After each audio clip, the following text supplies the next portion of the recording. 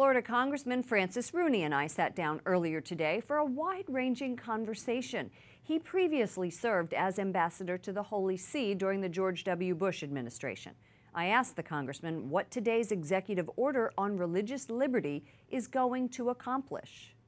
Well, I'm really excited that the president's going to tackle the Johnson Amendment, which wasn't ever meant to restrict religious leaders speaking out about politics. It was meant Johnson some cheap trick for his re-election in Texas, but it's been misconstrued.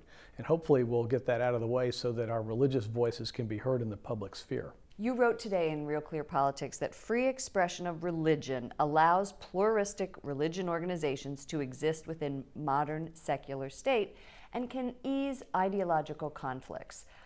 This has been going on for a long time, this attempt.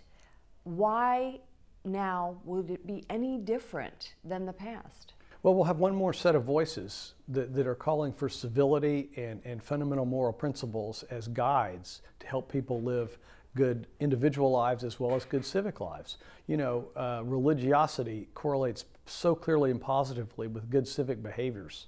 You can check the book American Grace, where they have a lot of sociological statistics in there about religiosity and regular church attendance correlating with good families, civic involvement, political activism, all the fundamental values that we need to drive our country forward. But how can promoting religious freedom help curb terror in the name of religion? Well, you know, as the religion minister of Jordan said a couple of years ago, you can't fight an idea.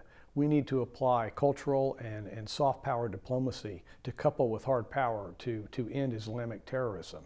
And I think religion has a strong role to play in reforming Islam, as Pope Benedict called for in Regensburg, to find the Islamic faith, Muslim faith, find a way forward in the 21st century the way that the Christian faiths have found their way forward in years past. But yet we're still seeing in Egypt, there were 2 bombings by ISIS. There was a bombing in 2011 of the cathedral. This soft power approach, as you call it, over the years still does not seem to be working.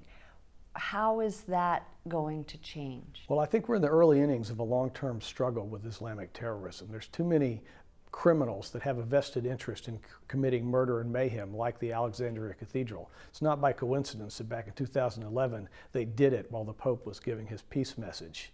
And so gradually I'm optimistic that as more and more moderate Muslims and Muslim scholars speak up, there will become a construction of Islam that the great bulk of Muslims, secular Muslims, like the ones we see in Indonesia and Malaysia, we used to see in West Africa till Boko Haram, you know, that they will say, wait, this is a religion, not a culture of death.